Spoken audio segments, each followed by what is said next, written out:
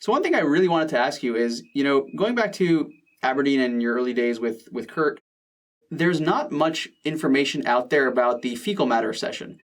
Do you remember what that was like recording Fecal Matter, the Illiteracy Will Prevail? Yeah, well, we went to his aunt's house, and she had a 4-track reel-to-reel, and he had already gone there before and recorded and had done stuff there. He had a whole other tape of songs that he had done himself, where I think he played drums on like cardboard boxes or something like that. Kurt had a whole bunch of new songs that he'd written, and I learned how to play all the drum parts, and I learned bass parts too, because we didn't have a left-handed bass, so I ended up playing bass on those demos. And we went up to his aunt's house, and I don't even think that Kurt had a guitar amp. I think he went direct into the tape recorder. I can't remember quite how we did that. And the other thing about it too is, well, you can hear that demo. It's on YouTube and all that. Have you heard the demo before? Of course, yeah. Yeah. He was sick. You can kind of tell his voice is all kind of raspy because he had a cold. So there's parts in the demo where you can hear him coughing, hacking and coughing too. I thought that may have been from just his voice being, hoarse or whatever it may be. That was a sickness. Yeah. I know. It probably would have sounded better had he not had a cold.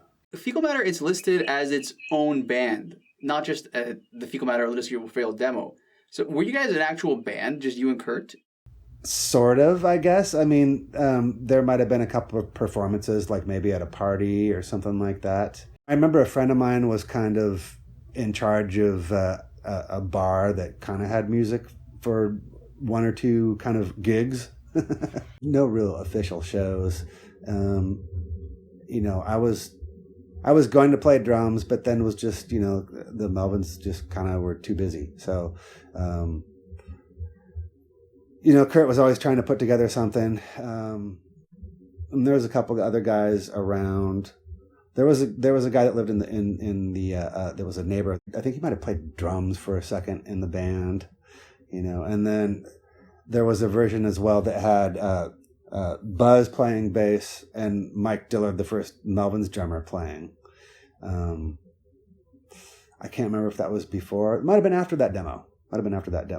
So there's a version of the entire demo with Mike and Buzz on it? I know they started to play. I don't know if there's anything that exists recording-wise, but it never went beyond like some jamming in a rehearsal room, until Novoselic started playing with them. Now Chris had moved away for a while to Arizona and then came back. There's actually a letter at the museum in Seattle. Do you know about the Mopop yeah, museum? I've been there, yes. There's a letter in there that Buzz had sent to Chris when he was living in Arizona, talking about Kurt and that demo that I did with him at his aunt's house, and saying how he's got some pretty good songs. So when Chris came back from Arizona, that's when those two hooked up and kind of started playing together and looking for a drummer. They found Aaron Burkhart, who was another local guy, and they were playing with him for a while. And then that's before I did that original demo with them. So, yeah, so cool. After him, yeah. And the rest of the history. Yeah, for sure. Yeah. So what did you think of the songs on the demo that you played, the Illiteracy Will Prevail? Did you like the songs? Oh, yeah, I thought Kurt had great songs, That's cool. Did you have anyone in particular? Like Spank Through is the one that everyone knows from that demo. Is there one that you like? Yeah, right.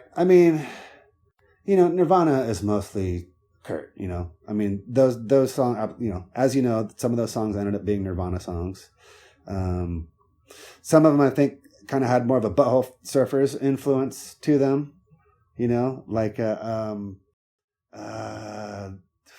hell song is it? Anorexicist?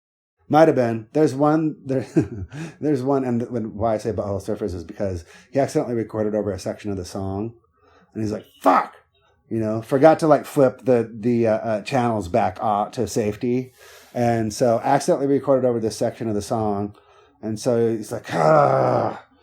And so I know, and he just like plugged in the guitar, directed, and just did this crazy. All of a sudden, it cuts to this crazy Paul Leary style solo, and then kind of comes back into the song, like covering up the fact that he recorded over a bit, like and it worked, Funny.